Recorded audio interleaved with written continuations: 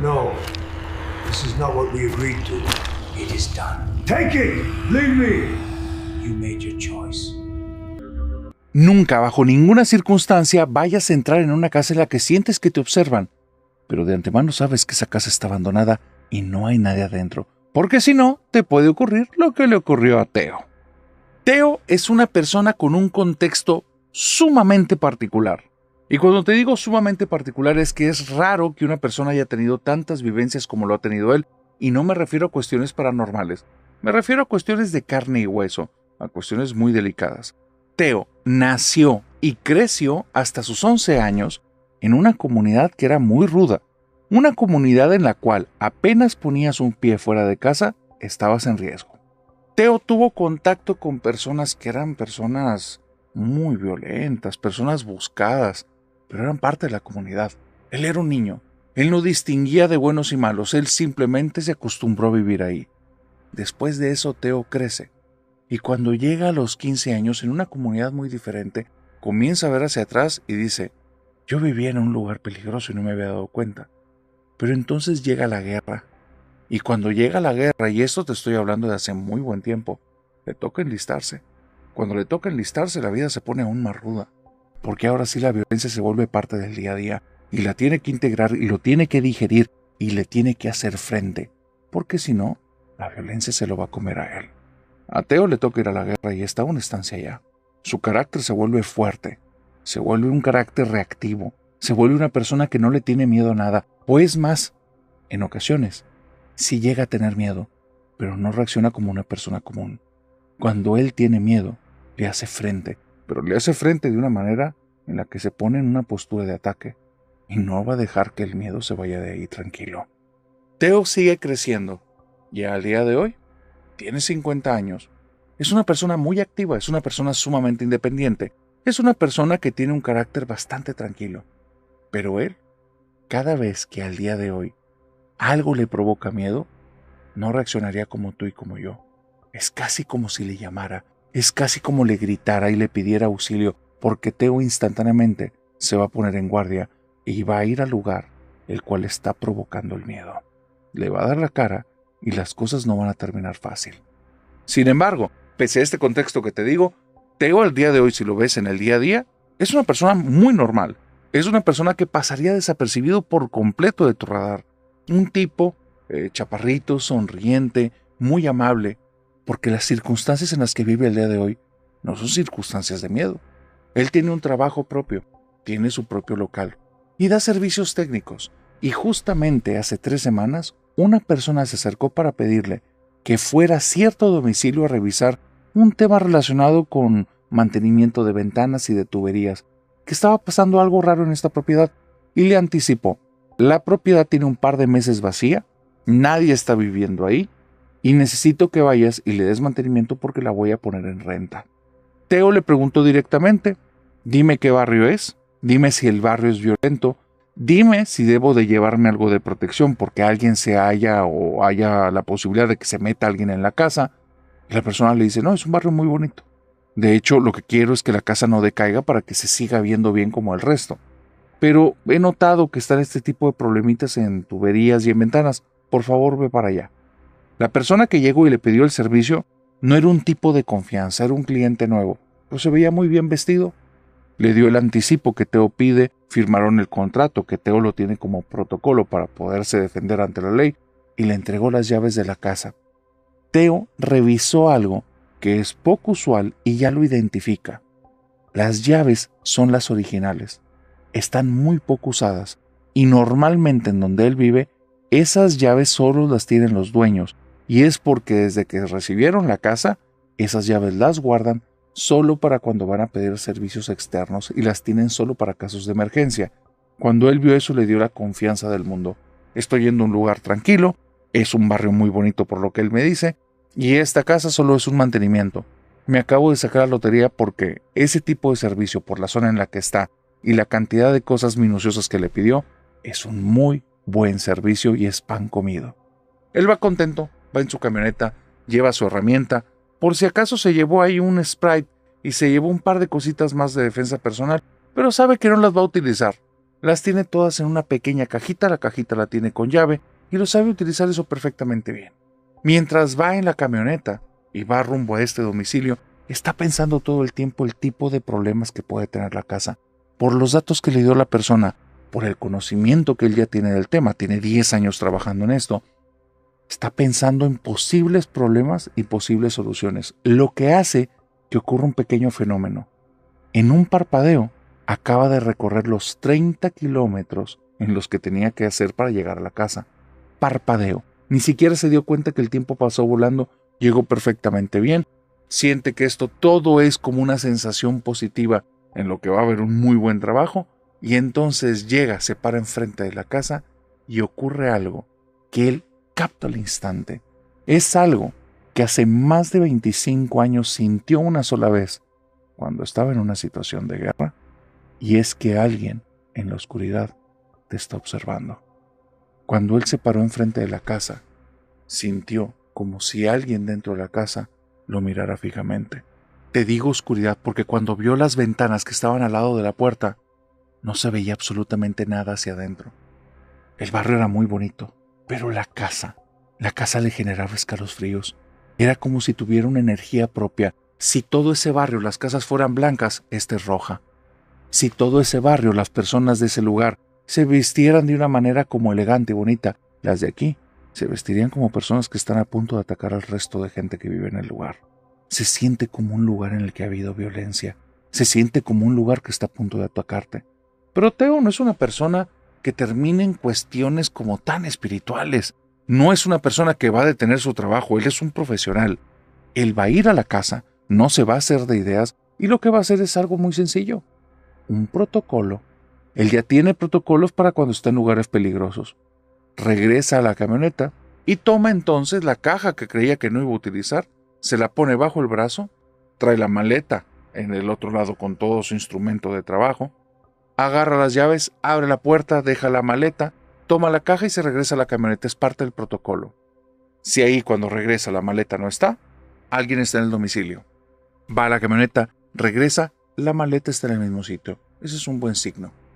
Camina dentro de la casa. En el primer piso hay 2 ventanas que parece que están rotas. Hay un foco que está parpadeando mal. Y aparte, mientras va caminando la primera de las ventanas, hay algo que no había notado. Hay agua corriendo. Se escucha donde está saliendo agua y se le hace muy extraño porque la cantidad de agua no es poca. Suena a que está abierta tal vez una regadera o que hay un tubo de alguna tubería roto. Lo raro es que el piso no está mojado. Lo extraño es que no se ven signos como de humedad y no se siente húmeda la casa. Al contrario, la casa se siente seca. Y lo peor de todo es que se siente como si alguien estuviera ahí. Es una sensación que él conoce perfectamente. No sabe por qué se da, él no conoce de cuestiones científicas, pero identifica esa sensación. Lo peor es la intención. Esa presencia que está ahí no es una presencia buena. Él ha conocido en personas que están dispuestas a quitarle todo al otro, y espero que me entiendas cuando digo todo, porque no me refiero a bienes, me refiero al bien más importante que poseemos todos. Ese que si te lo quitan, ya no estaría suscrito en este mundo. Él, Teo, está ahí, está tranquilo, pero está en guardia. Toda su atención está en sus ojos. Cada movimiento que hace es agudizando los oídos. Toma posturas en las cuales no está dejando flancos en los cuales lo puedan atacar. Entonces él se dirige a la ventana, el lugar más cercano a donde está, pero la postura que tiene no está normal. Sus ojos están viendo toda la periferia. Nadie se le va a acercar ahí. Nadie lo va a tomar por sorpresa. Cuando llega a la ventana, haciendo un amago, como si estuviera revisando y como si supiera qué herramienta va a utilizar, se agacha y toma una llave larga, se agacha, abre la caja, y entonces de ahí saca un Sprite, se lo pone en la bolsa y saca un instrumento más que no te voy a mencionar, pero tiene que ver con defensa personal. Él está ahí, está tranquilo, está en guardia, y es entonces cuando escucha que alguien corre de una habitación y corre escaleras arriba. En ese instante él se altera, siente que toda la espalda se le pone rígida, se tiene que poner en guardia directo. Esto puede ser una situación muy, muy difícil, o puede ser un animal, o puede ser un niño. Hay que tener mucho cuidado. Así es que lo primero que él hace es eso que tiene en su mano derecha, bajarlo, ponerlo en una altura en la que no es peligroso para nadie, y lo que tiene en la mano derecha esa llave, lo pone justo enfrente de él y lo está apretando con una fuerza tal que le duele hasta en la mano.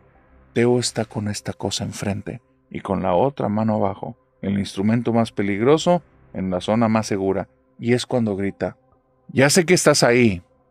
Yo vengo a reparar la casa. Me llamo Teo. Me contrató el señor tal y me mandó aquí para que reparara estas cosas. Por favor, no te metas conmigo. Salte de la casa, que yo nada tengo que ver contigo». Y no pasa nada. Teo va caminando hacia donde está esa zona del agua que está corriendo porque lo pone muy nervioso, y cuando se acerca ve que un lavabo y la regadera están abiertos al mismo tiempo y están tirando una cantidad de agua tremenda. ¿Cuánto tiempo llevan? Quién sabe, pero el lavabo está a punto de desbordarse. Llegó a buen tiempo, cierra la llave de la regadera, pero eso lo hace con la otra llave en mano y siempre viéndose la puerta. No lo van a agarrar por sorpresa, él conoce de eso. No hay pasos. Nadie está bajando las escaleras. Pero cuando sale del baño, se vuelven a escuchar los pasos que suben y vuelve a gritar: «Te lo estoy diciendo por segunda vez. Salte de la casa, no quiero problemas contigo. No voy a llamar a la policía, tengo con qué defenderme, no hagas defenderme. Por favor, salte, no tengo problemas contigo y no te voy a hacer nada». Él espera que las personas reaccionen porque cuando ha hecho esto antes funciona. Tiene una voz tan potente, tiene una decisión tal, que cuando dice «salte de la casa», no está jugando y las personas se salen. Ya lo ha vivido antes, no tiene por qué tener miedo. Pero aquí no está pasando eso. Aquí hay un silencio sepulcral, y en el momento en el que da 3 pasitos más allá del baño, viene una sensación que es terrible. Es la sensación de que el enemigo se acaba de posicionar detrás de él, y al instante se pone de tal manera pegado a la pared en la que logra ver de un lado y logra ver del otro, y voltea hacia el baño y ahí no hay nadie, pero ¿sabes qué es lo malo? Siente la presencia que está muy cerca de él. Está ahí, y es un enemigo, y está en la presencia del enemigo, y hay alguien arriba, pero el enemigo no es visible, y eso lo pone mal. Teo se coloca la espalda contra la pared. Del lado izquierdo tiene la llave apretada con todas sus fuerzas, del lado derecho sigue con el otro instrumento, que está dirigiéndose hacia un lado en el cual no pueda causar daño, pero en la periferia de sus ojos está viendo hacia el baño y está viendo hacia el otro lado. ¿Por qué? Porque sabe que el enemigo está ahí en el baño. Pero ahora sí ya cayó en cuenta que es invisible. No estamos hablando de alta tecnología. Entiende que está en un lugar inseguro. Inseguro espiritualmente. Ahora no sabe contra qué se está enfrentando. Entonces vuelve a hablar. No va a dejar que el miedo se lo coma. «Ya te sentí y ya te vi. Vengo a hacer mi trabajo, déjame en paz. Voy a subir y si hay alguien aquí, le conviene salirse de una vez. Salte ya». Y en el momento en el que dice eso, Teo comienza a caminar directo a las escaleras y ya no tiene miedo de que alguien vaya a salir del baño. Ya entendió contra qué se está enfrentando. Comienza a subir las escaleras, cree que los pasos pueden ser de una persona, así es que sube cautelosamente, dándole espacio suficiente para que si alguien baja corriendo, baje por el lado contrario por el que él sube y entonces pueda salir de la casa, y ahí terminó el problema. Y cada paso que da se siente como una eternidad. Cada vez que pisa un escalón y se siente el rechinido, cada vez que pisa el escalón y se escuchan ruidos en la casa, es algo que lo pone a él, pero ya, con la sangre al tope, con toda la necesidad de reaccionar, con toda la tensión puesta al máximo, y se hace la pregunta más dura que ha tenido en años. ¿Soportarás llegar al final de la escalera? Es demasiada la presión, literalmente, la presión en el corazón, la presión en la sangre en una persona de 50 años que le estás pidiendo un esfuerzo y un estrés tal, puede ser algo no muy bueno. Teo se convence a sí mismo y dice: el miedo no me va a ganar. No hoy, no nunca. Comienza a dar pasos hacia arriba en la escalera con una resolución absoluta. Siente que el corazón lo tiene a 1000 por hora. Empieza a respirar más profundo, empieza a relajar un poco la espalda, pero aprieta más sus manos. Entonces sigue caminando y empieza a hacer una exploración tan minuciosa que le lleva 45 minutos, 4/4. Revisa todo a detalle. ¿Sabes qué es la peor parte?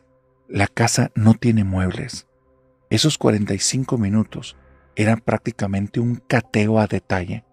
Desde muros y pisos falsos, desde paredes que se pudieran mover, cosas que estuvieran huecas, todo. Todo en esa casa se revisó.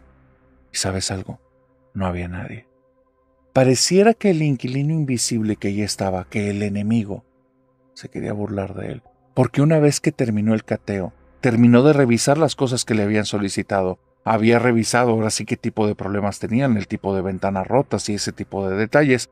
Después de haber terminado todas estas cosas, está caminando hacia la escalera de bajada, está más relajado y escucha unos pasos que salen del baño. No entran, salen del baño, no del de la planta baja, del de la planta en donde él está. Así es que él rápidamente voltea y como si se quisieran burlar de él en su cara, se comienza a abrir la regadera y el lavabo de la planta alta. Corre hacia allá, ahora sí, una mano enfrente tomando la llave, la otra mano apuntando al piso, y ya me entendiste qué es lo que lleva. Corre, entra al baño y ¿sabes algo? Ahí no hay nada. Entonces va caminando en la escalera, va bajando lentamente. Lo que quiere es tranquilizarse.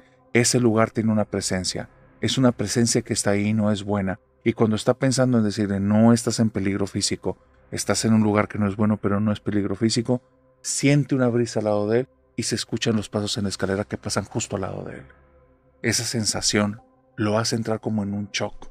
La reacción que tiene física es instantáneamente dirigir su mano derecha hacia aquel lugar en el que escuchó el sonido, pero por otra parte, el cerebro tiene que entender que esa cosa de ahí no se ve. Esa cosa de ahí está jugando con él.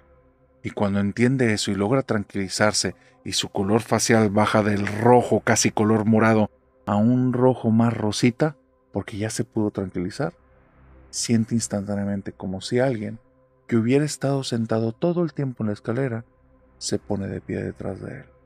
Esa sensación fue tan abrazadora, tan desagradable, que él decidió nada más ponerse un poco rígido, seguir respirando, caminar a la planta baja, ir a su maleta, meter las cosas como si nada hubiera pasado, no cierra las llaves, sale de la casa, se mete en la parte de abajo de la casa porque hay forma de acceder ahí y desde ahí corta el suministro de agua.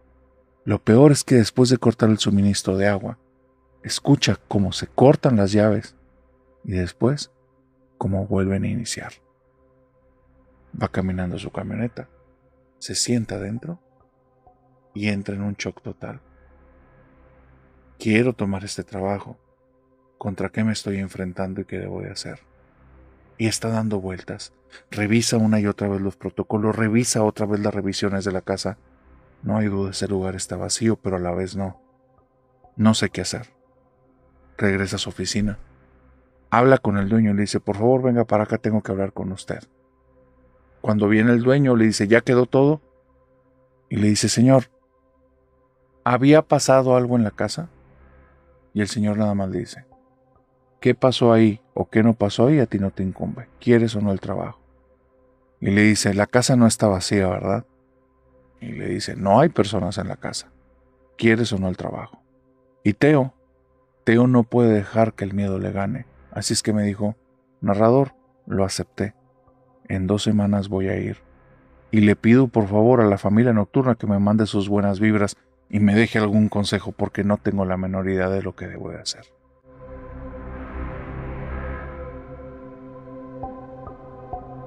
Si estás a punto de tener familia, elige muy bien dónde vas a vivir. No vaya a ser que te pase lo que le pasó a Elvira y a Eugenio. Elvira y Eugenio eran el fuego mismo vivo. Los dos desde que se conocieron cuando tenían 17 años, cállate que se desconectaban del mundo, se perdían todo el día. Empezaron a faltar a clases, la familia se dieron cuenta luego que estaban muy enamorados, pero también ninguno de los dos era muy juicioso. No llegó al final del año, cuando la chica estaba embarazada, y cuando Eugenio quería ser papá y quería pasar el resto de su vida con ella.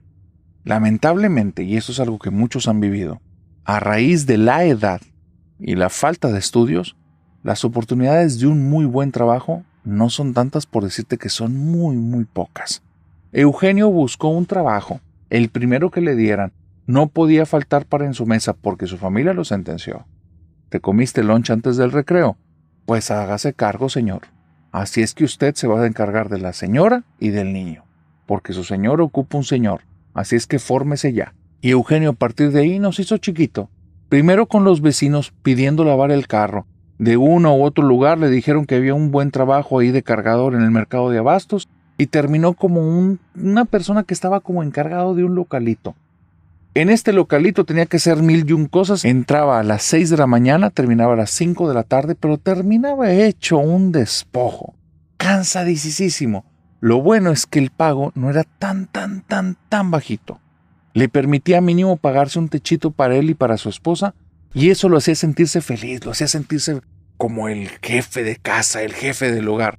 Te puedes dar cuenta por las palabras que utilizo que esta es una historia de antes de los años 80. Entonces, en esta idiosincrasia y en esta forma de vivir y en esta búsqueda de Eugenio y de Elvira, se fueron a vivir a la casita que lograban pagar. Una casita que tenía 2 cuartos. Aparte, la sala comedor-cocina apenas medía 3x3. Era un lugar chiquititito. Mesa no era propiamente una mesa grande la que tenían. Era la mesa más pequeña pegada a una esquina porque apenas había lugar para 2 sillas. Las sillas para poder abrir la puerta de la entrada la tenías que quitar una de las 2. Era un lugar muy pequeño. Pero ellos, a pesar de estas circunstancias, estaban muy enamorados, iban a tener a su bebé y estaban a gusto. Él se sentía grande, se sentía fuerte, sentía que las cosas las estaba echando adelante y Elvira se sentía enamorada. Así es que las cosas empezaron a avanzar. Pero digamos que esa casa quería ser parte del matrimonio. Esa casa les tenía un regalo para el niño que estaba a punto de llegar. Esa casa les mostró desde el segundo mes que no estaba sola, la casa estaba viva. Elvira comenzó a escuchar algo que Eugenio ni se daba cuenta. Eugenio llegaba tan cansado que apenas echaba un bocado, se sentaba en la cama y en menos de 2 segundos ya estaba roncando. Elvira decía que Eugenio era un genio, pero para dormir, porque qué bárbaro. Roncaba tremendamente y no lo despertaba nada. Y Elvira se tenía que echar 2 cositas en la noche. Primero, se tenía que echar los ronquidos de Eugenio, porque ahí no había manera de levantarlo y así tenía que dormir ella. Y lo segundo es que cerca de la 1 de la mañana, si ella seguía despierta, comenzaba a escuchar como las sillas del comedor se movían, se empezaban a arrastrar. Y ella ubicaba el sonido perfectamente, porque era el sonido que provocaba cuando Eugenio llegaba. Tomaba la silla y la arrastraba, un rechinido desagradable. Bueno, ese sonido se estaba reproduciendo otra vez en las madrugadas. Iba a salir ella a ver qué era lo que estaba pasando, pues ni que estuviera loca. Se quedaba allí en el cuarto y lo que hacía era pegarse más a Eugenio, porque tal vez estar escondido detrás de una piedra o detrás de un muro puede ser bastante mejor protección que irte a enfrentar a lo que está ahí en la sala. Así es que ella se quedaba acostada en la cama, pegadita a Eugenio. El problema era que después comenzaban a haber otros ruidos. Le comentó a Eugenio: «Oye, amor, están pasando cosas ahí en la sala, como que se mueven las sillas en la mañana». Y Eugenio se levanta y le dice: «Sí, andas bien inquieta en la noche, qué bárbara. De repente ando bien dormido y me empiezas a mover. Y ya, yo mejor le sigo porque necesito andar bien al día siguiente. Oye, y hablando de las sillas, cada vez que me levanto en la mañana y tú estás dormida, una silla arriba de la otra pegadas en la estufa, tiradas en el piso. Pues, ¿qué tanto haces en la noche?». Y ella le dice: «Escúchame, ¿qué es lo que te estoy diciendo? Que ahí en la noche se están moviendo las cosas». Y le dice: «No, hombre, mira, andas bien nerviosa por el bebé, deja esas cosas, hombre. No te sé bien, no estemos hablando de eso. Vamos a enfocarnos en lo bonito». Y Elvira ahora, en el día, comienza a experimentar otras cosas que ya no tienen que ver ni con sus nervios, ni con ella, ni con el bebé, ni con Eugenio. Porque ha visto, como estando en la cocina, el único cajón que tiene donde pone los instrumentos de cocina, que prácticamente son un par de cucharas, tenedores y cuchillos, ahí ese cajón se comienza a abrir solo y empiezan a vibrar todos los utensilios de la cocina que tienen. Como son metálicos, suena donde están golpeteando. Elvira va, cierra el cajón de golpe y después de un ratito vuelve a escuchar cómo se empieza a abrir y empiezan a vibrar los objetos. Es raro, porque tiene un par de platitos ahí justo arriba del cajón y esos no vibran. Hay una parte de la ventana que es una parte que está floja, estaba pegada con silicón, pero algo se lo comió y dejó el pedacito flojo y ese tampoco vibra. ¿Qué es lo que está haciendo que vibre? No sale. Un día decidió que va a buscar la manera en la que ese cajón ya no se abre y esté vibrando, porque la pone nerviosa. Estar escuchando ese sonido no es tan agradable. Siente como si la casa se fuera a venir abajo, así es que se fue a la habitación y decidió que le iba a poner peso. Buscó un par de cosas por ahí que estaban un poquito pesadas, regresa para acá y cuando regresa está segura de lo que ve. Alguien con una capucha negra asomada desde la ventana del comedor, viéndola directamente. No le logra ver el rostro, pero siente la mirada. Cuando ve eso, pega un grito, se voltea y se mete en la habitación, cierra la puerta y espera que llegue Eugenio. Cuando Eugenio llega, qué enojada se dio este tipo. No estaba la cena lista, pero si este hombre se está partiendo el lomo, no le dejó que le dijera nada ni del hombre que estaba afuera ni nada. Él nada más fue y se sentó en la cama después de discutir 2 minutos y empezó a roncar. Elvira traía todos los sentimientos que se le hacían nudo en la garganta y estaba pensando con maldita sea, Eugenio, necesito que me protejas y protejas al bebé. Y esa noche comenzó a escuchar que alguien le hablaba por su nombre desde el comedor, desde la ventana. Lo que está pasando en esa casa ya no le gusta. Ella ya no está a gusto y a partir de ahí va a comenzar a decirle Eugenio, hay algo raro en esta casa, yo ya no estoy a gusto aquí, yo ya no estoy a gusto aquí. Eugenio le dice, nos la rentaron por 2 meses, aguántate. Nos faltan 3 semanas, nos faltan 3 semanas, nos faltan 3 semanas. Cada 2 meses renovamos, así es que hay que aguantar. Y entonces, Elvira quiere hacer como fuerza, atrapar todo el valor que tiene y decirle que sí, pero es que escuche sus nombres en la madrugada y es algo muy difícil. Escuchar aparte que se mueven las sillas ya la hacen pensar que esa cosa que vio afuera en la ventana en las noches está dentro. De alguna manera se cuela en la casa y eso no es nada agradable. Lo peor comienza un par de semanas después, cuando ella está tirada en la cama con un rosario que le dio su mamá, porque su mamá le dijo, pues mijita, estás embarazada, no te fuiste por las buenas, necesitas estar rezando y pidiéndole perdón a Dios. Costumbres de la época. Elvira se pone en la cama a rezar y empieza a escuchar como algo que parece algún tipo de animal brinca al techo y empieza a caminar alrededor de ella y de Eugenio. El techo no es un techo de placa de cemento, es un techo de lámina y se escucha donde está caminando una y otra vez. Cuando empieza a rezar con más ahínco, esa cosa entre maulla y aúlla porque suena que es algo grande y no suena la voz de un maullido de gatito, suena algo más melancólico, más fuerte, le pone la piel chinita. Llega el momento en el que sabe que Eugenio no la va a sacar de ahí bien. Eugenio está demasiado cansado para hacer otra cosa aparte de trabajar, así es que ella debe de buscar los medios para sacar adelante las cosas. Y comienza a preguntar en las vecinas, y comienza a preguntar a los vecinos, y comienza a hablar con cuanta persona se topa en el barrio. Oigan, parece que en mi casa pasan cosas. ¿Saben si hay alguien que me pueda ayudar para limpiar el lugar? Y la mandan directamente con una señora, que la señora no le hace muchas preguntas. Le da un par de hierbitas, le dice que las prenda, que haga unas oraciones que ella ya había escuchado en la iglesia de su mamá, que se ponga a rezar el rosario y le da unos salmos y que se ponga a rezar. Los días que hace eso son días en los que no pasa nada y ella está muy tranquila y puede dormir bien. Los días en los que se acabaron las hierbitas porque no hay dinero. Cuando no hay para las hierbitas, aun cuando se pone a rezar, esa casa tiene ruidos en la noche.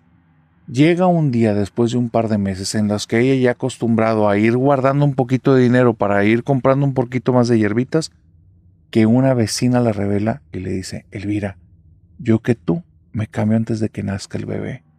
Y le dice, ¿por qué? Dice, porque yo ya he visto, no es por andar de chismosa, pero yo ya he visto cuando andas haciendo esas quemerío de hierbas. Dice, y desde mi casa yo he estado viendo que en las noches, alrededor de tu casa, en los techos de los vecinos, se paran como unos gatos muy grandotes. Dice, pero mira, para mi gusto no son gatos, porque una vez me quedé hasta el amanecer. No soy chismosa, pero quería ver qué pasaba. Y cuando salió el sol, esas cosas no brincaron y no se movieron, simplemente ya no estaban. Yo que tú me voy de ahí, te andan buscando a ti y a tu niño.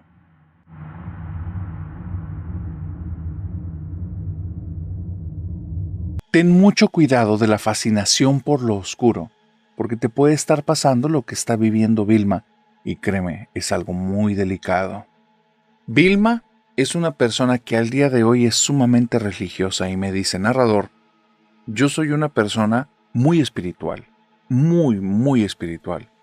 He pisado muchas religiones, en cada una de las religiones que he estado me he vuelto una persona de la cual aprende de qué se trata la religión, pero vive la religión y vive la parte espiritual.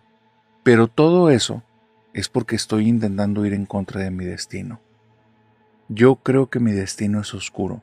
Yo creo que alguien en mi pasado hizo algo. Y es que desde muy pequeño experimento cosas muy raras que nunca he encontrado otra persona que las viva. Ahora que he visto tu canal y he visto que aquí las personas que tienen vivencias extrañas se atreven a contarlas, te quiero contar lo mío, pero por favor no digas mi nombre. Vilma, cuando tenía alrededor de unos 11 años, le ocurrió esta situación. Me dice que ella vivía en un barrio en el cual muchas de las casas estaban deshabitadas y ya estaban en, digamos, muy mal estado. Al punto en el que varias de las casas ya eran prácticamente ruinas y estaban por caerse. Eran un peligro inclusive para los vecinos, pero no había al final nadie que se hiciera cargo y no había dinero suficiente como para que los vecinos empezaran a hacer tumbarlas o hacer cosas que les sirvieran para que ellos estuvieran bien. Las personas estaban acostumbradas a que las casas las tapiaban por fuera para que no hubiera personas ni malintencionadas ni sin hogar que se fueran a meter ahí porque volverían el barrio aún más peligroso, y entonces ponían maderas, en ocasiones sí se daban el tiempo de poner con blocks y cementos, y hacían algún tipo de enjarre bloqueando los tipos de entradas que tenían en la casa. Vilma, a esta edad, en un día normal de su vida, en la cual no ha pasado nunca nada del tipo espiritual, y es una persona que simplemente es una niña que se divierte, que juega con sus vecinos, que lleva una vida como cualquier otro, va caminando rumbo a la casa de unas amiguitas, cuando pasa cerca de una casa y hay algo que la llama.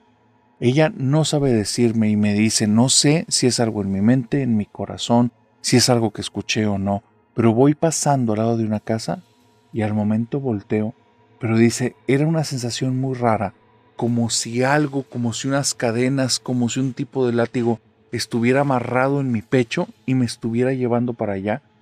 Cuando volteo hacia la ventana, que se supone que estaba cubierta por un trozo de madera, la madera que está ahí, que se ve sólida, se cae hacia atrás, lo cual a mí no me hace ningún sentido porque estaba por fuera, por los bordes donde bloqueaba, pero se cae hacia atrás o se queda dentro de la casa y me deja espacio para meterme. El lugar se ve totalmente deshecho. Y yo no soy una persona que esté tomando riesgos ni soy una aventurera, pero era tal la necesidad que sentí que me empiezo a meter por la ventana. Si me hubieran explicado acerca de los temas espirituales y hubiera sabido que hay un lado oscuro, nunca me hubiera metido ahí, pero no conocía de esto. Entro en la casa, camino arriba de ese trozo de madera. La casa ya es un amasijo de polvo, telarañas, no tiene muebles, las paredes están descarapeladas, muchas están así en roca viva, y de repente se ve nada más al fondo de un pasillo un haz de luz que va cayendo en diagonal y se ven plantas, lo que parece que tal vez en algún momento fue un patio de la casa.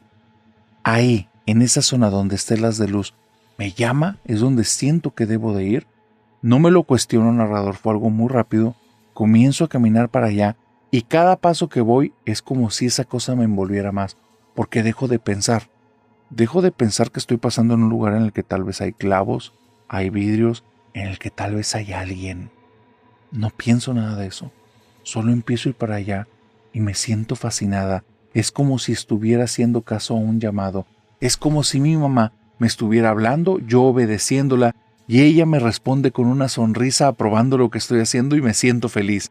Es una sensación similar a esa, pero aquí ni está mi mamá. Estoy en un lugar el cual no es propio que esté ahí y puede haber peligros ocultos que no conozco. El lugar se está cayendo a pedazos y está lleno de insectos, narrador.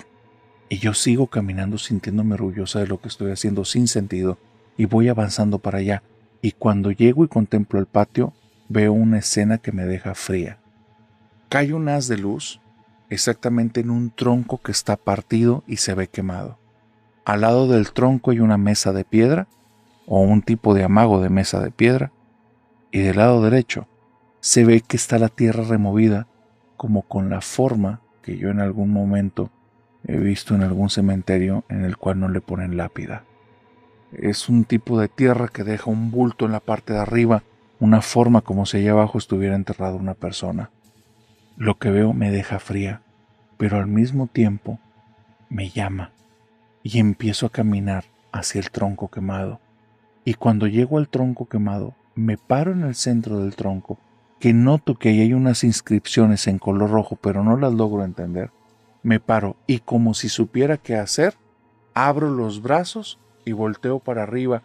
Y donde hago eso, narrador, empiezo a escuchar cositas a mi alrededor y sonrío. Me nace sonreír.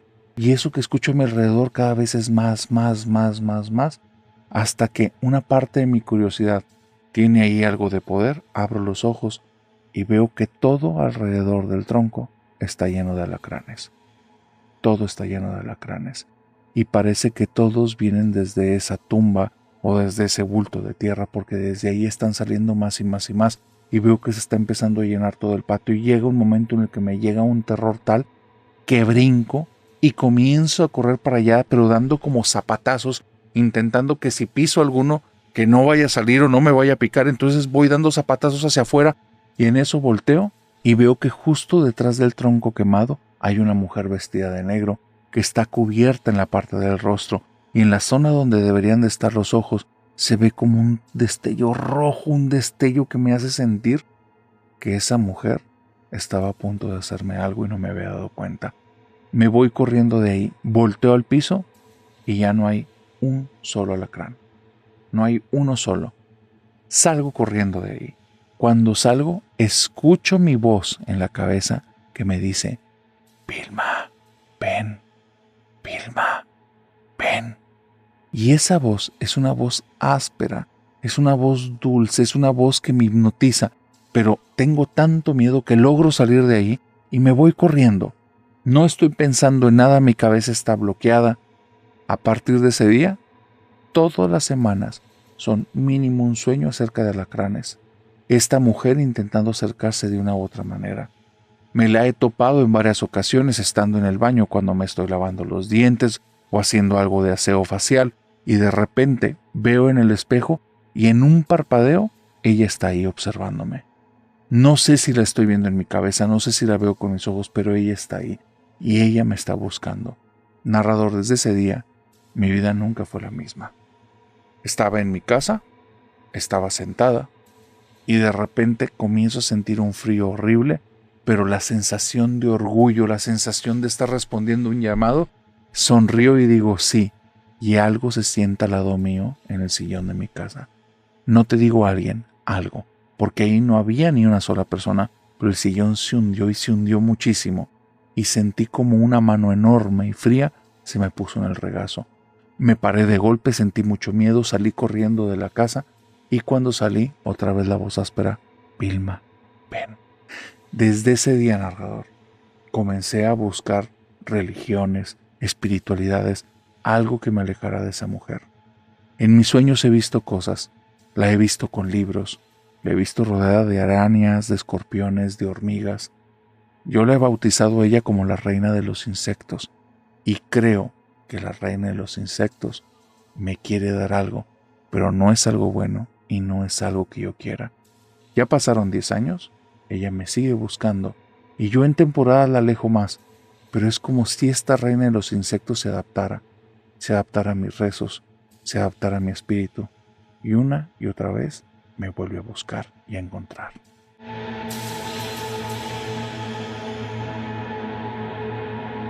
La historia que estás a punto de escuchar es acerca de la brujería más infame que alguna vez me han mandado aquí al canal. La historia me la manda Rosalba. Es un nombre que le vamos a poner a la persona que me lo envió, porque me pidió que no diera datos ni de nombres ni de lugares. Dados los hechos que ahorita que vas a escuchar, me vas a entender por qué no debemos decir tanto detalle. Rosalba y su familia viven en una comunidad marginal en un país que no es su país de origen. Ellos están viviendo en un país que los acogió, pero no les ha dado un muy buen trato y es una situación muy difícil para salir adelante. En ese lugar, en la comunidad en la que viven, no es una comunidad unida, no es una comunidad que se apoye, al contrario. Ella me dice: narrador, es como vivir entre víboras. Todos los vecinos y las vecinas aquí nos han hecho la vida difícil. Son personas que no son muy buenas, y las personas que son muy buenas siempre están a la defensiva porque ya en algún momento los mordieron o los picaron. Yo los entiendo, pero también con el tiempo te vas volviendo así. Eso hace que no tengamos mucha comunicación con nadie. no tenemos fuerza, no nos unimos como comunidad, no tenemos quórum para nada. El que tiene una oportunidad de trabajo y tiene la oportunidad de irse de aquí, no le cuenta a nadie y se larga. ¿Sabes por qué? Porque ya ha habido casos que cuando se enteran que alguien tiene la oportunidad, hasta le hacen daño para que no logre salirse. Es una comunidad muy dura y muy difícil. No puedo justificar las cosas que aquí hacen las personas, pero también entiendo que viene desde el dolor, que viene desde la soledad, que viene desde la desesperanza.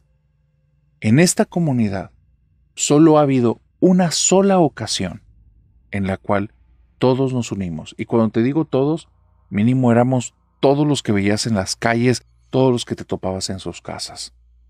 Hubo un chamaquito, un muchachito de alrededor de 9 años que contrajo esta enfermedad que, no se contrae, se desarrolla, y es una enfermedad que si no la atiendes, partes.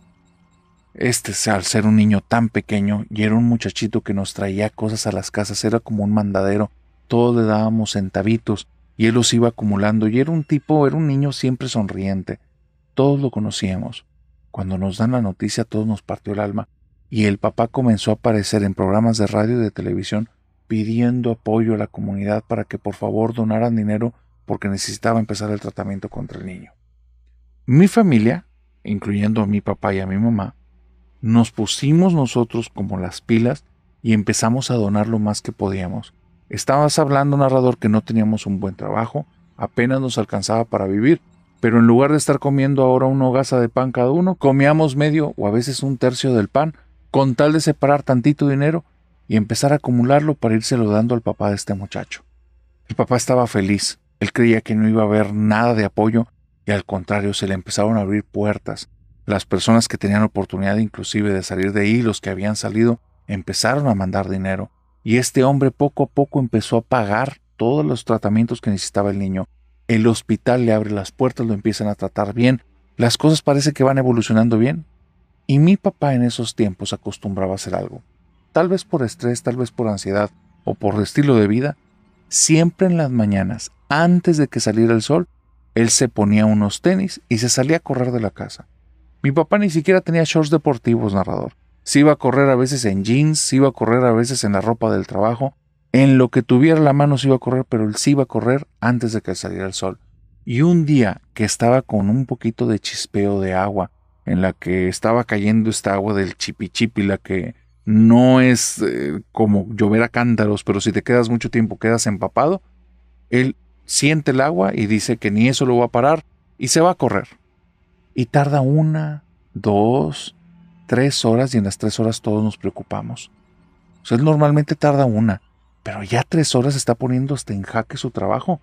No va a llegar ese día, no va a ir a trabajar y lo pueden despedir. Y él no se puede dar ese lujo. Si es que todos estamos preocupados, estoy yo con mi mamá y le hablamos a un vecino que él es un poquito cercano con nosotros. Hay un primo que vive en una comunidad cercana y estamos entre todos buscándolo. Y de repente, como 4 horas después, mi papá aparece y se ve muy extraño. No tiene signos de que le haya pasado nada, está un poco sucio, pero es todo. Pero se le ve el rostro desolado. Está muy pálido. No quiere decirnos nada, solo dice perdón por preocuparlos. ¿Vas a ir a trabajar? No. ¿Te sientes bien? No, pero no te preocupes, vamos al doctor. No te preocupes, ahorita me voy a sentir bien. Todo el día mi papá está en blanco, sentado ahí en una silla, tirado en el piso, sentado afuera de la casa. En ocasiones se sale a caminar a un parque.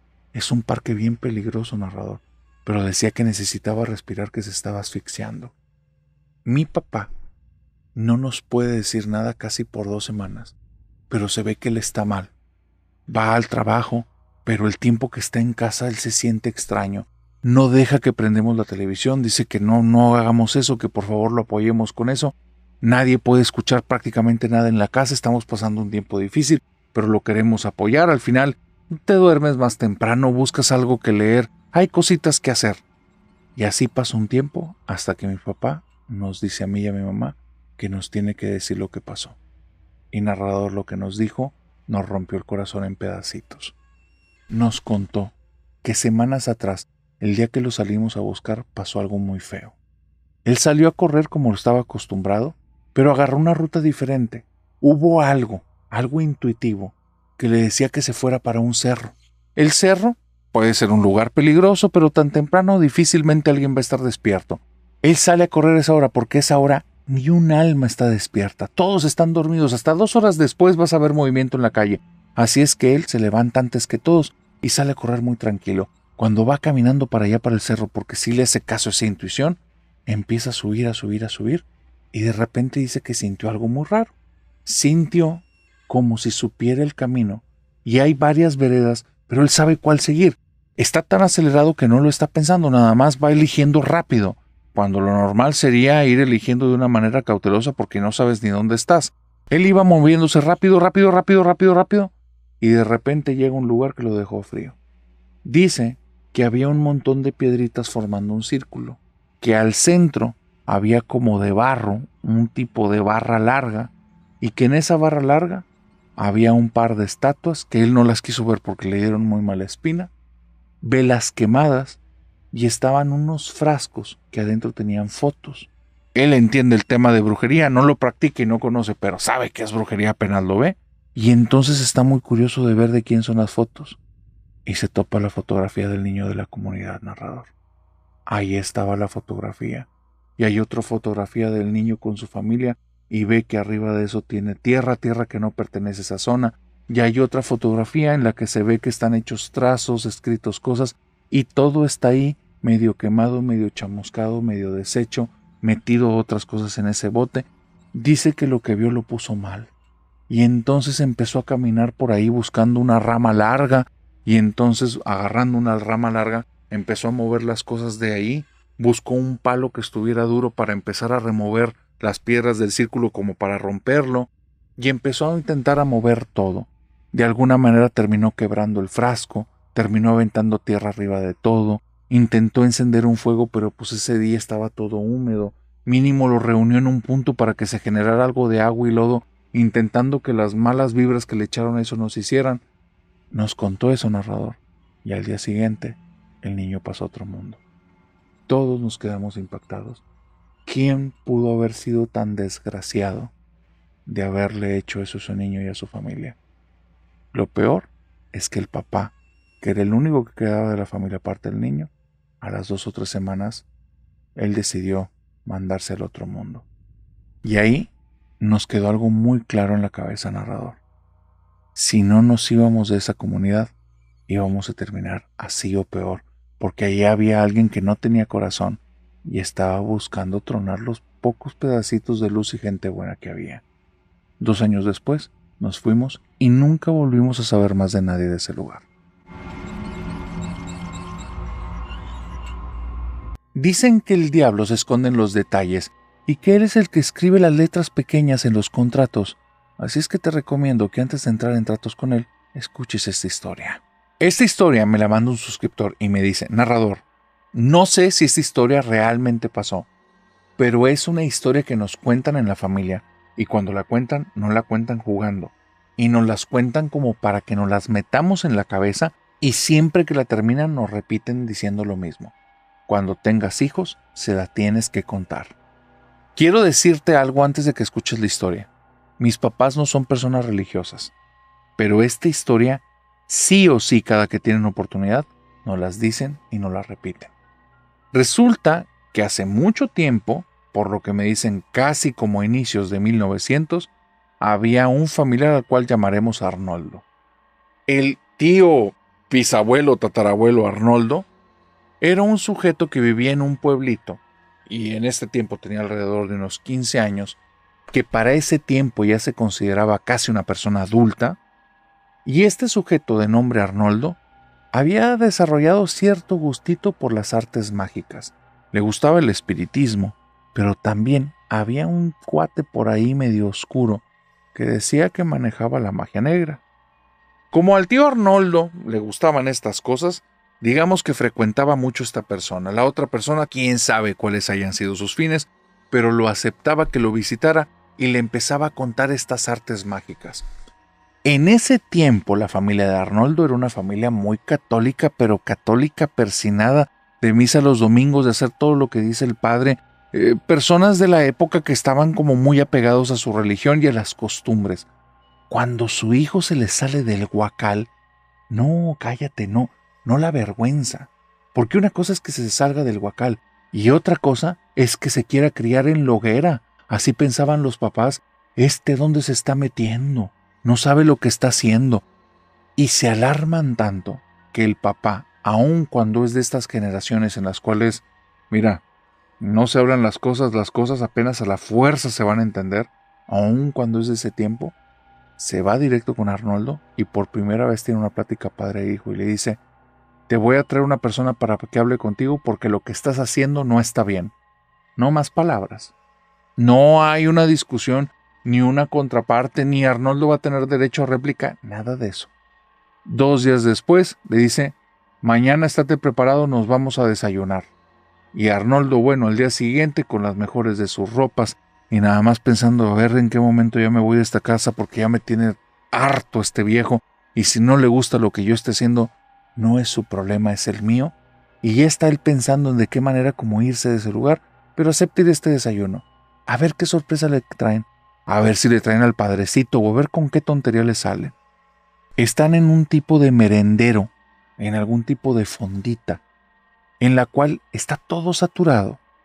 Arnoldo está frente a su papá no dice palabra alguna, lo está viendo con una cara en la cual lo está juzgando segundo a segundo, y en esa, si esto fuera un veredicto, él sería culpable de todos los cargos. Él en ningún momento ha podido platicar con su papá, no son costumbres de la época, sabe que eso no va a ocurrir, así que solo está pensando que bueno, que piense lo que quiera, yo voy a hacer lo que yo quiera y se acabó. Y ¿sabes qué? Tal vez terminando esta plática, yo agarro mis chivas, me salgo de la casa y ya el diablo dirá. Mientras está pensando eso Arnoldo, está pensando cómo mandar al diablo a su familia. Su papá voltea hacia la entrada, reacciona con sorpresa, sonríe, se pone de pie y se va caminando.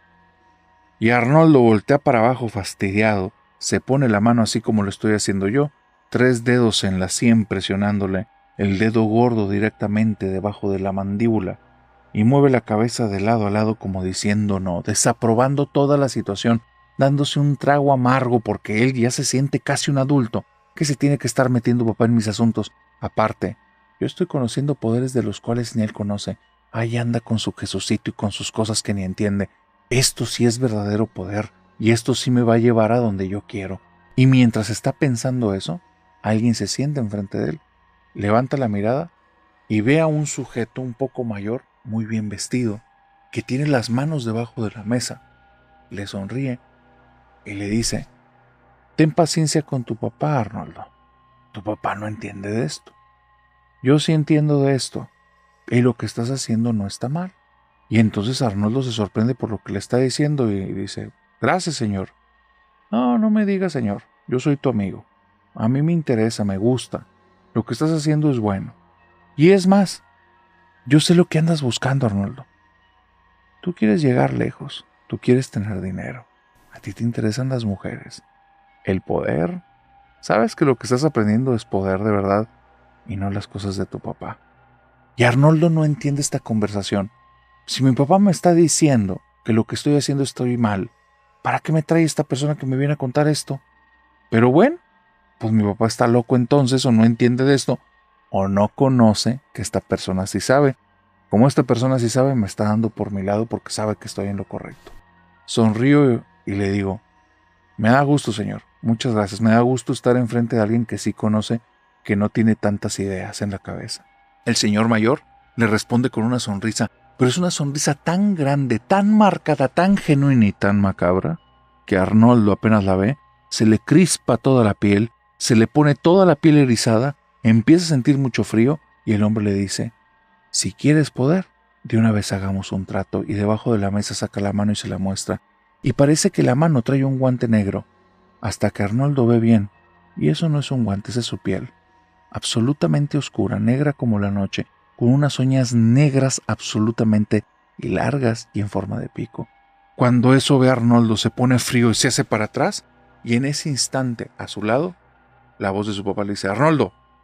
Cuando él voltea casi pega un grito en el cielo y está viendo un sujeto grande vestido de militar. Le dice, te voy a presentar al sargento, porque te estás haciendo las cosas mal y él te va a decir qué es lo que tienes que hacer. Y Arnoldo voltea para el frente y enfrente de él no hay nadie. Ni una sola persona. Con quién estuvo hablando no sabe. Lo que sí sabe es que parece que eso que estaba buscando ya lo encontró, y le interesa hacer un trato con él.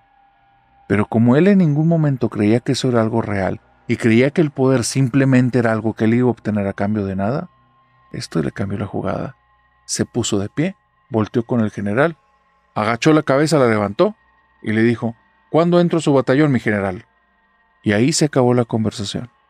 No hubo más plática y 2 semanas después se había alistado en el ejército. Eso sí, con mucho miedo de la brujería, con mucho miedo de los pactos y con mucho miedo del señor elegante, del traje gris, de la sonrisa macabra y la mano negra.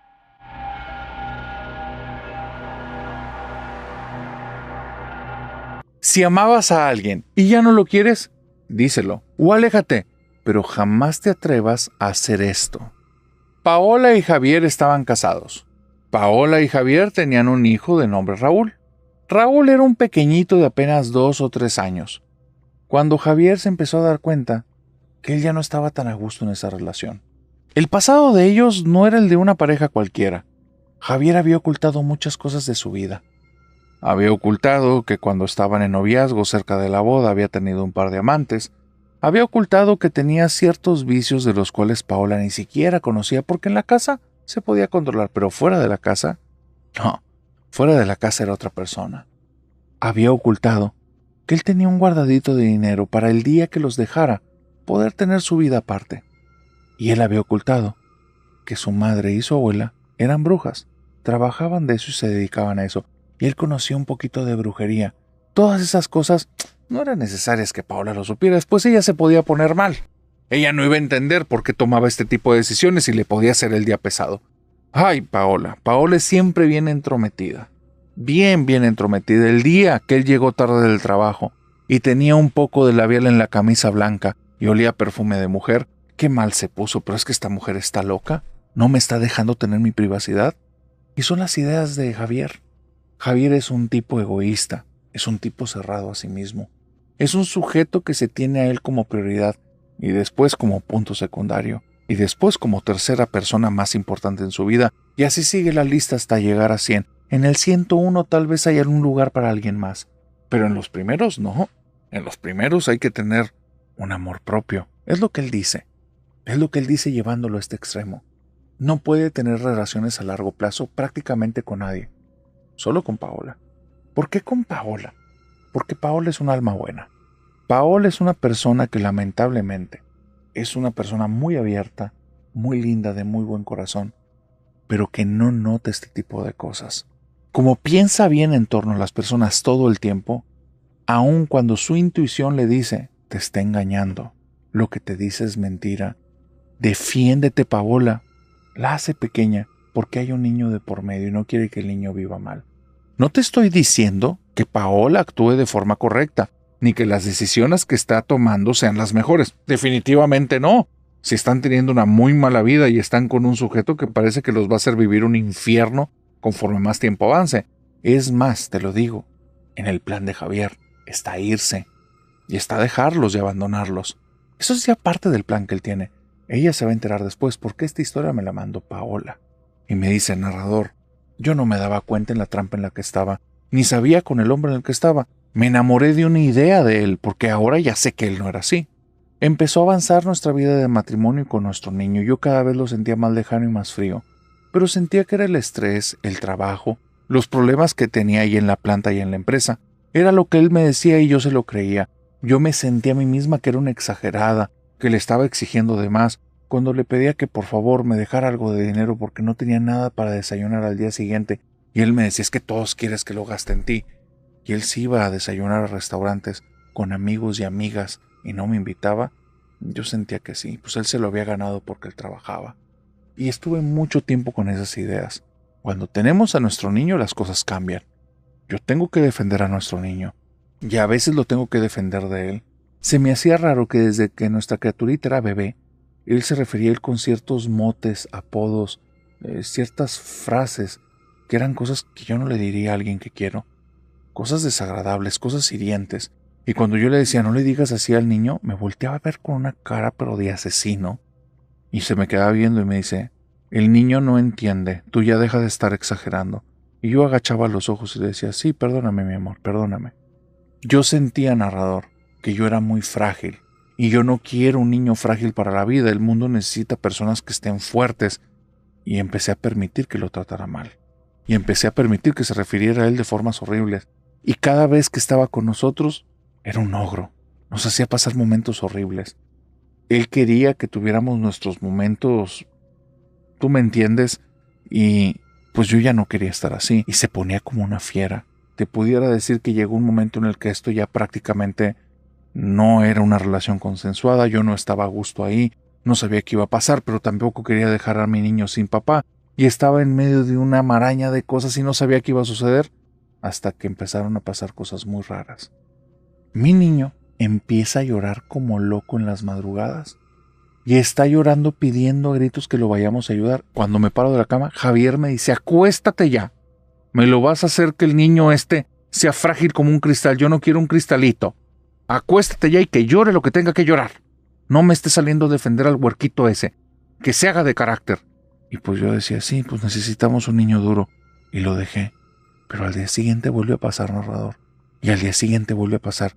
Y yo no entiendo qué está pasando. Si es que me espero a que Javier no esté en la casa. Y hablo con mi niño y le digo, ¿qué pasa? Ya para esto te estoy hablando que mi niño tiene 5 años y ya me dice algunas cosas muy bien. Y me dice, me asustan, mamá. Me asusta el señor. Y yo le digo, ¿qué señor? Y me dibuja en una hoja de papel, narrador, a un mono encapuchado que tiene la cara como de calavera. Y le digo, ¿qué es eso? ¿Qué es eso? Y me dice, huesitos, huesitos. No, narrador, cuando escucho eso me pongo mal. Pues, ¿qué está viendo? ¿Qué le está pasando a mi niño? Y entonces ya me empiezo a involucrar, le digo, ¿qué está pasando? Y entonces vamos a su habitación y me señala dónde está pasando eso. Y es justo en la puerta de la entrada. Y le digo, no, ya no te voy a dejar solo. Y esa noche me voy a dormir con él. Hubieras visto a Javier hecho una fiera, gritando, vociferando, dando portazos. Antes no se acercó conmigo y me maltrató. Se fue de ahí y cerró la puerta de portazo. Al día siguiente lo mismo y lo mismo y lo mismo, hasta que, haciéndose él el dócil, me preparó el sábado de desayunar y me dice, Paola, ven, te preparé algo rico porque quiero platicar contigo. Y mientras estoy comiendo me dice, te voy a pedir de favor que ya nunca más te vuelvas a quedar a dormir con el niño. ¿Me lo puedes prometer? Necesito que seas una madre consciente y prudente.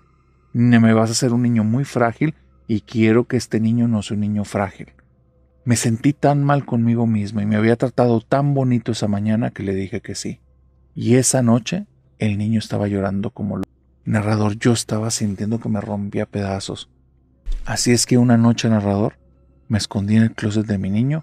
Yo sabía por cómo es Javier que ese montón de almohadas y colchas que dejé al lado de mi cama, él no se iba a dar cuenta que era yo. Y yo estando ahí, aun cuando Javier cerrara la puerta, me iba a quedar con mi niño y ya nadie se iba a molestar y mi niño iba a estar bien. Lo que vi esa noche, narrador, me puso mal e hizo que al día siguiente yo abandonara a Javier. Esa noche, mientras estaba en el closet, empecé a ver por la rejilla que Javier llegaba con el niño, lo agarraba fuerte de los hombros y le decía, no quiero que llores, tienes que hacer lo que yo te diga. No te pares de la cama y nada más quédate aquí. Si no duermes no me importa, pero deja de hablarle a tu mamá. Tiene que pasar esto. Tienes que hacer lo que te estoy diciendo. Acuérdate que tú eres mío y eres para mí. Cuando lo escucho decir eso a mi esposo, fruncí el entrecejo y dije, ¿qué está pasando aquí? ¿Qué es esto? Y veo entonces que de las bolsas del pantalón saca 2 velas grandes y gordas de color negro. Se las pone a los lados de la cama y empieza a marcar con gis algo en el piso, narrador. Las prende las velas, empieza a decir unas cosas que yo lo único que escucho es, te lo ofrendo, te lo doy, ahora es tuyo, dame lo que te pido. Entre esas cosas estaba hablando más y más cosas y una vez que sale de ahí voltea con el niño y le dice, y no llores, y cierra la puerta. Y narrador, yo sentí en ese momento que me moría. Sentí en ese momento que este viejo, este tipo, esta cosa que no es un ser humano, había estado haciendo esto con mi niño desde hace meses y yo por miedo no había hecho nada. Me voy a acostar con él, apagué esas cosas, las tiro para un lado y le comienzo a sacar información. Y lo que me dice es que desde que papá hace eso, hay cosas que se aparecen en el cuarto y que cada vez están más cerca, que ya sentí una vez que le empezaron a acariciar la cara y donde me muestra ese lado del rostro, yo no lo había visto, pero tiene como que el cachete más sumido y para abajo, narrador. Era como si le estuvieran generando un tipo de deformación. Él me dice que por eso tiene tanto sueño, que por eso ya no entiende las clases. Y yo, narrador, nunca doy el seguimiento de las clases porque eso le toca a Javier. Y me empiezo a dar cuenta que el otro tipo todo el tiempo nos ha estado preparando para ofrecernos algo. Yo no sabía de brujería en ese entonces. Al día siguiente en la mañana, antes de que se levante Javier, abro la puerta con mucha tranquilidad, abro la puerta de la casa y dejando la casa abierta, me fui con mi niño a casa de mi mamá y nunca volví a ver ese tipo. Después supe que me estaba buscando por todas partes y después fue cuando me enteré que él venía de una familia de brujos y que sí, que lo que estaba haciendo era para ofrecernos. Yo no quiero saber de brujerías, yo no quiero saber de esas cosas, yo lo único que quiero saber es que mi niño puede crecer como una persona normal y pueda llegar a viejo. Y si para eso tengo que estar sola, lo voy a estar.